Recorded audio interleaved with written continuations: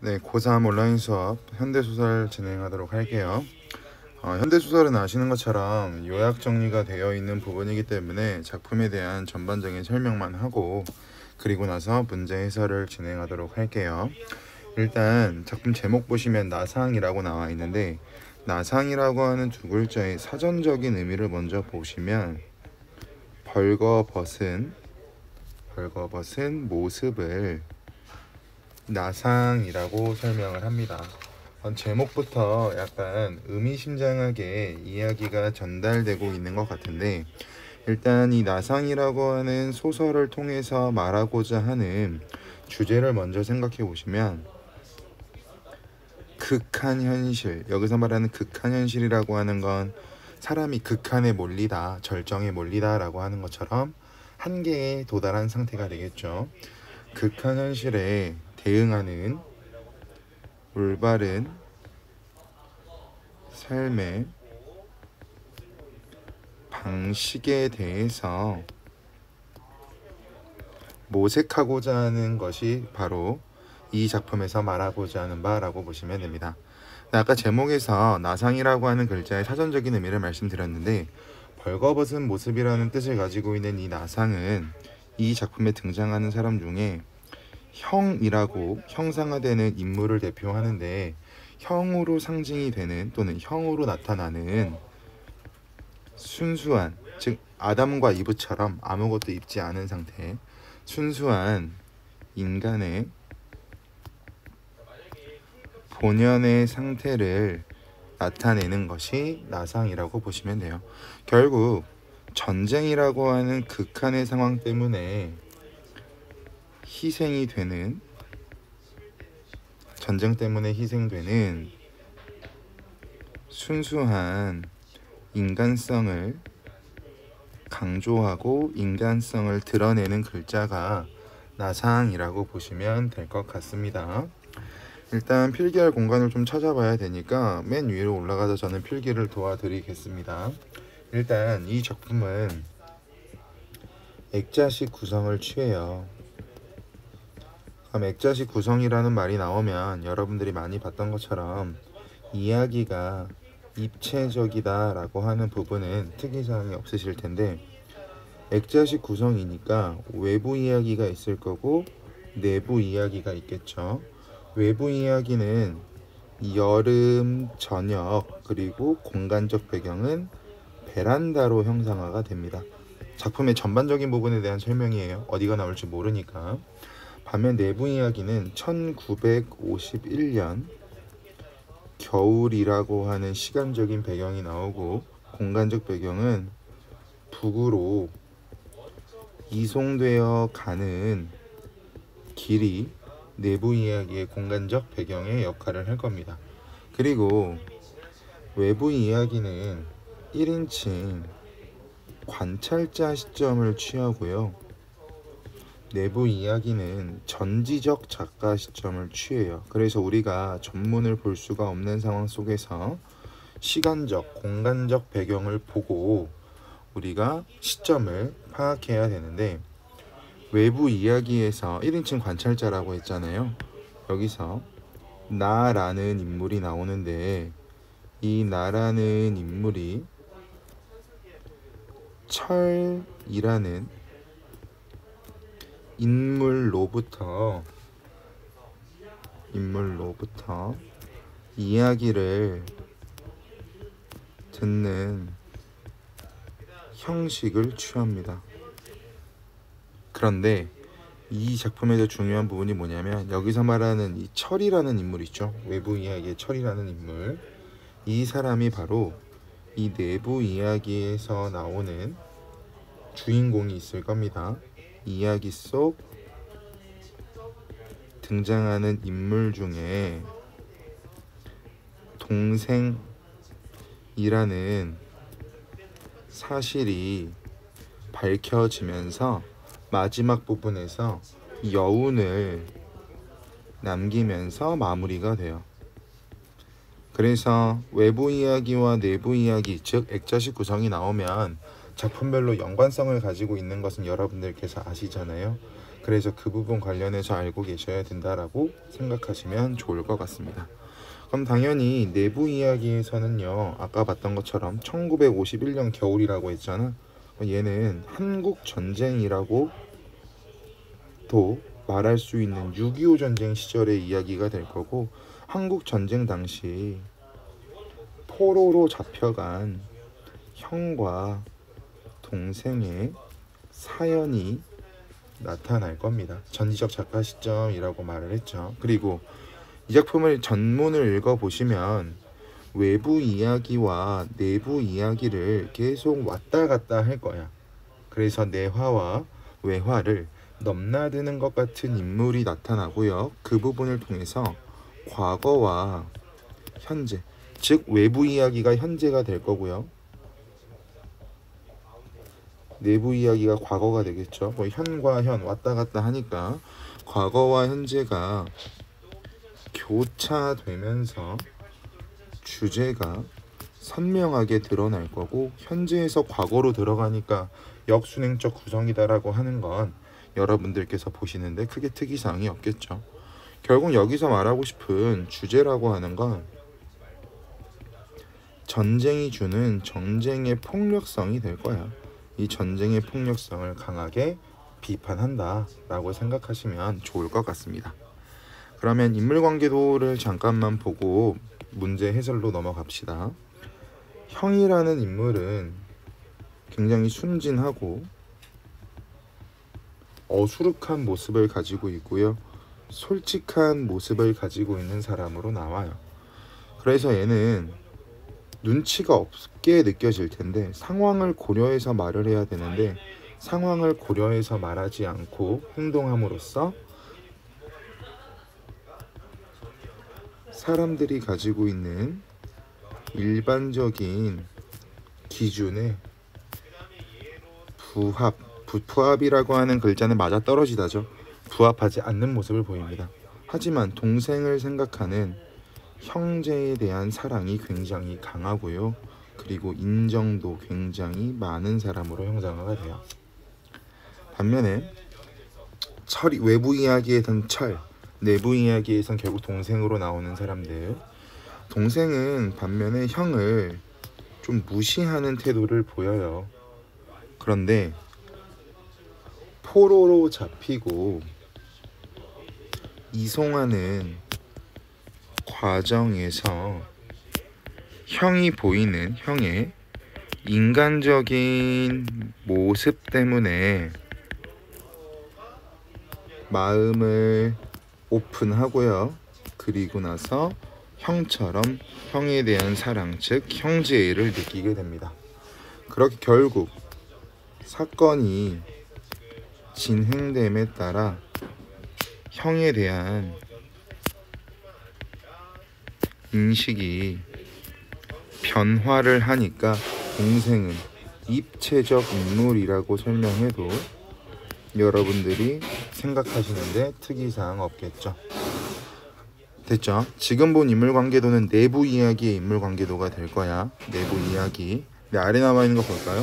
여기 나와 있는 나라고 하는 사람은 아까 봤던 것처럼 외부 이야기의 서술자가 될 거고, 적을 데가 없어서 여기다가 적고 있어요.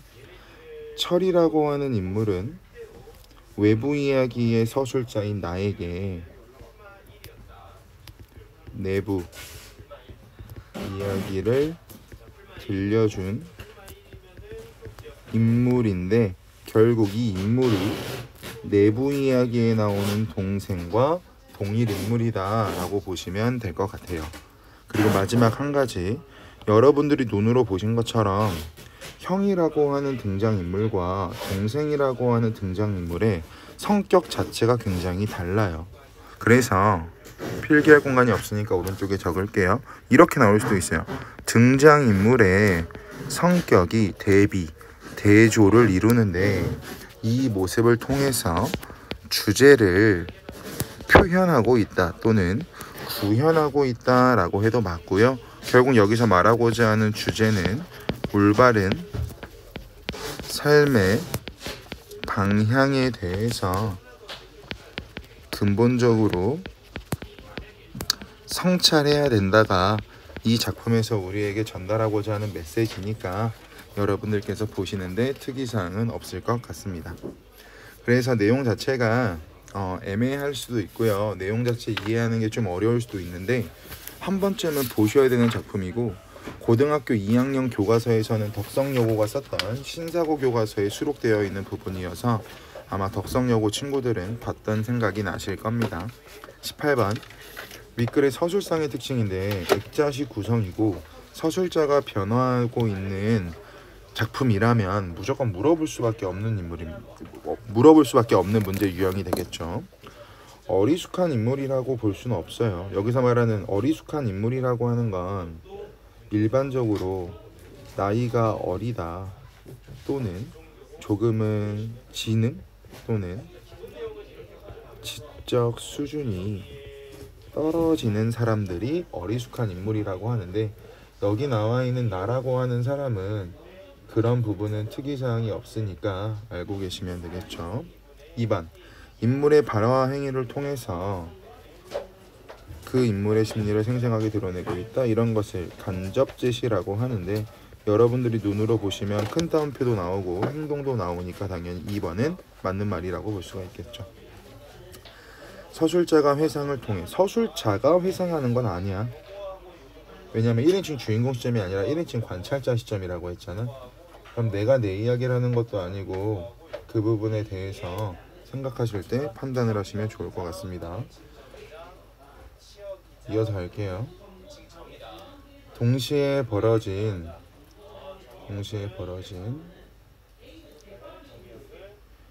사건들을 사파처럼 나열하고 있다라고 하는 부분도 해당 사항 없으니까 해당 사항도 여러분들이 필요가 없다라고 보시면 될 것 같습니다. 그리고 이질적인 시선을 대비하고 있는 것도 나와 있지 않으니까 연관성은 없겠죠. 19번입니다.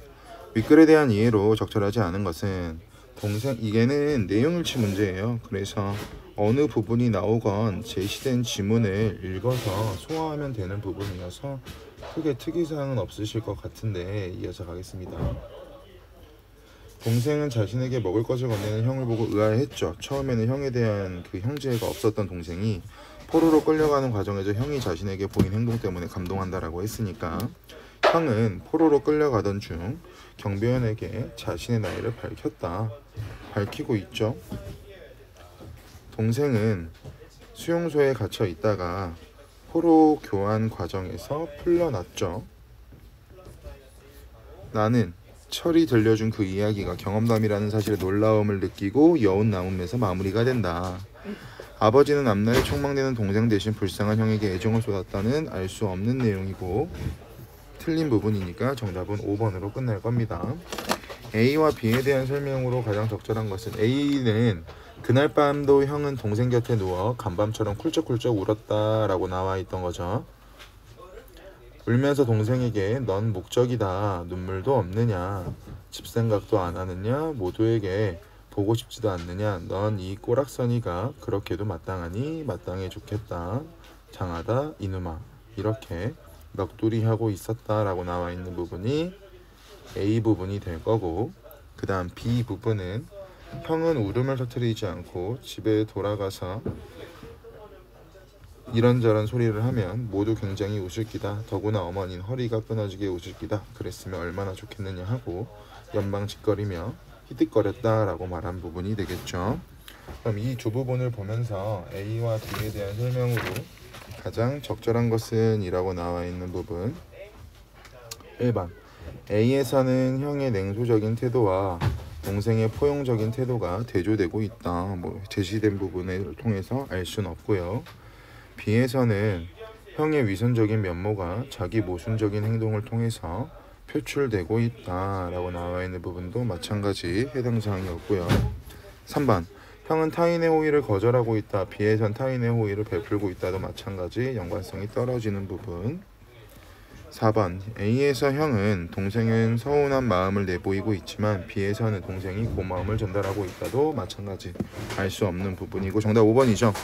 형은 현재 처지에 대해서 비관적, 즉 부정적으로 바라보고 미래에 이루고 싶은 소망을 드러내면서 자기가 처한 상황에 대해서 히득히득 거린다. 이것도 마찬가지. 얼마나 좋겠느냐. 아직 일어나지 않은 사실에 대해서 웃고 있고, 현재 자기가 처한 상황에서 A 부분에서는 넋두리 한다라고 하니까 넋두리 하다와 좋겠다라고 상상하는 두 가지 부분을 통해서 5번이 정답이라는 건 여러분들이 뽑아내는 데는 특이사항이 없으실 것 같습니다.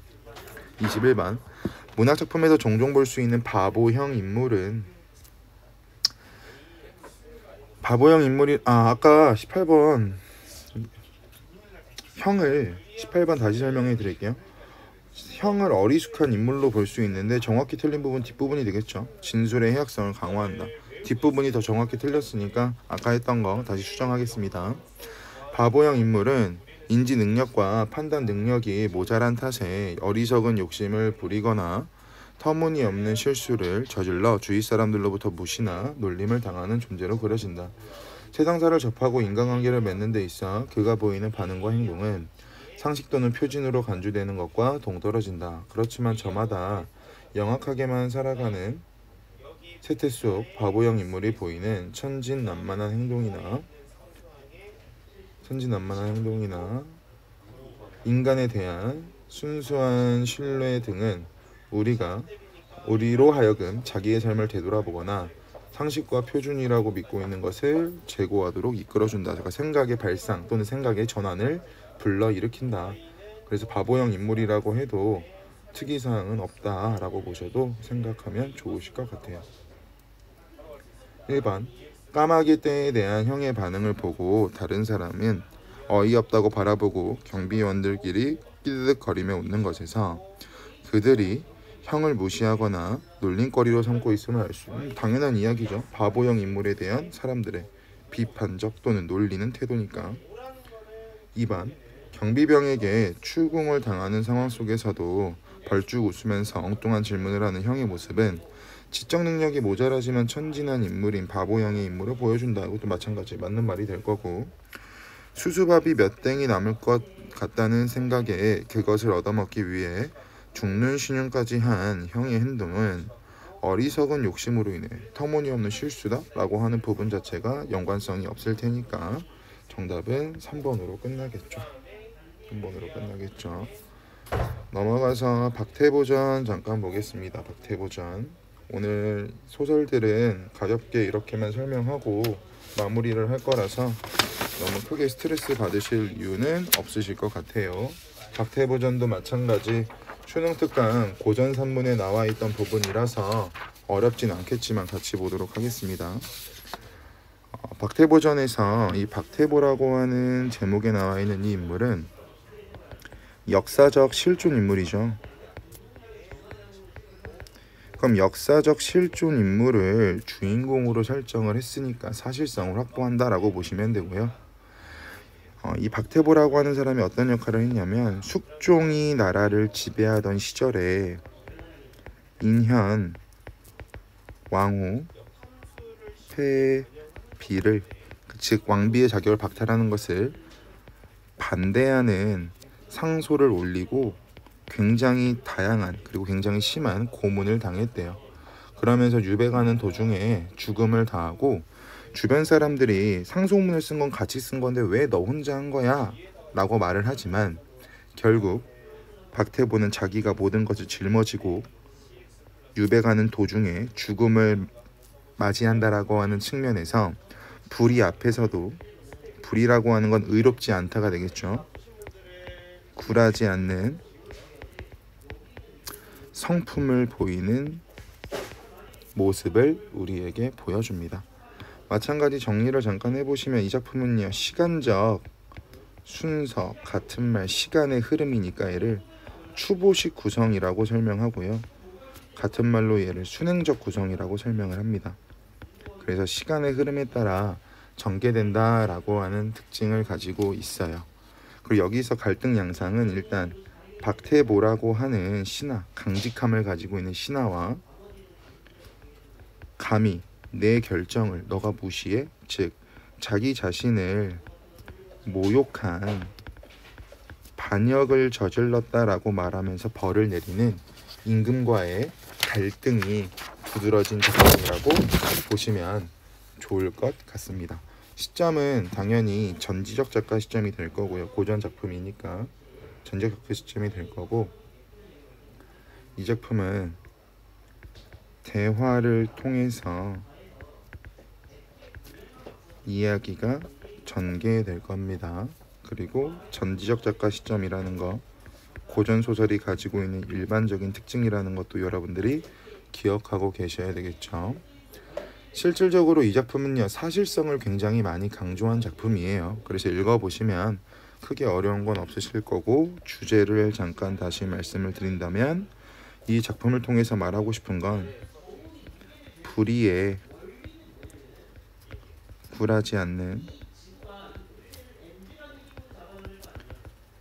박태보의 강직한 지조와 절개를 이 작품의 주제라고 보시면 되겠죠. 됐죠? 네, 결국 이 작품도 여러분들께서 많이 봤던 작품이고 크게 특이사항은 없을 거니까 바로 가서 보겠습니다. 27번 문제. 윗글에 대한 내용으로 적절하지 않은 것은 27번 문제는 여러분들이 매번 봤던 문제처럼 내용일치 문제 유형이 될 겁니다. 왕은 박태보가 자신의 죄를 시인하게끔 신문하라고 판금 부사에게 명했죠. 왕은 이전에 박태보가 자신의 뜻을 거스른 적이 있었어요. 처음이 아니야. 하지만 그때 그를 죽이진 않았죠. 박태보는 왕이 중국의 과실을 문제 삼아서 큰 벌을 내리는 것은 옳지 않다고 여겼고요. 왕은 여러 죄인의 원정을 듣고 나서 박태보에게 너 주동자야? 라고 물어봤죠. 그리고 박태보는 왕의 행동이 죄 없는 자를 고발한 이강한 행동과 다름없다고 말하면서 왕의 노염을 산 건 아니죠. 그래, 틀린 게 될 거고요. 28번. A와 B에 대한 설명으로 적절한 것은, A 보시면 신이 어찌 임금을 업신 여기겠습니까?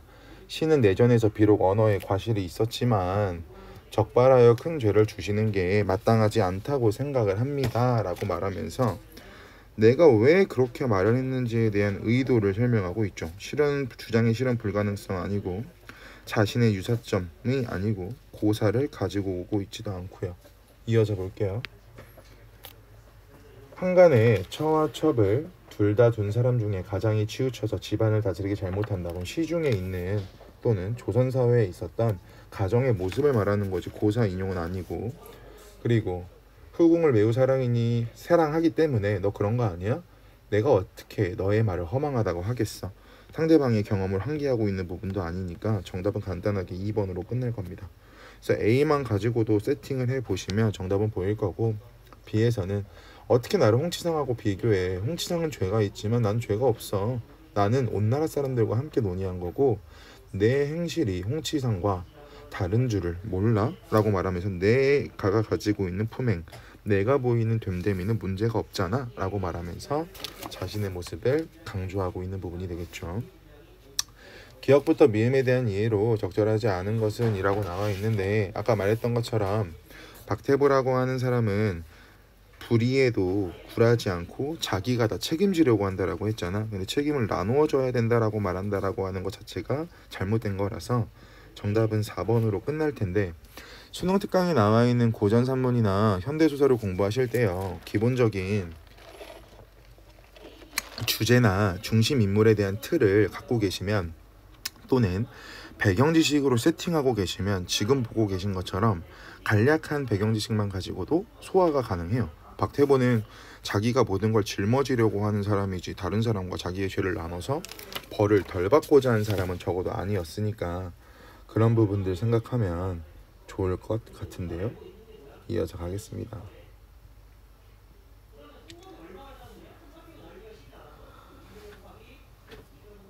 이어서 가겠습니다. 30번. 박태보 전은 장희빈을 총애한 숙종이 인현왕후를 폐하려고 하자 반대 장소를 주도했던 박태보의 실제 이야기를 담고 있는데, 조선 왕조는 왕권과 신권이 서로를 견제하는 구조를 가지고 있었는데 신하들이 중요한 견제수단 간쟁이었다. 유교사회는 국가를 가족의 연장으로 생각하는 군사부일체의 국가관, 신하나 자식은 군주나 부모에게 복종하면서도 그들의 잘못을 보면 간쟁하는 것을 의무로 여겼다. 유교의 도덕률은 간쟁의 근거로 삼음으로써 윤리적 보편성과 정당성을 확보한 신하들은 죽음도 불사하는 강직함으로 맞설 수 있었다라고 나와 있고요. 계속 가겠습니다. 왕의 다그침에도 불구하고 무성기색도 없이 똑바로 고할 줄 알아야 한다고 말하는 것에서 윤리적 정당성을 강조한다. 보기를 활용하면 맞는 말이 되겠죠. 2번 군신과 부자는 의의가 똑같고 임금과 어머니가 비록 같지 않지만 충효는 다름이 없다라고 하는 말. 군사부 일체.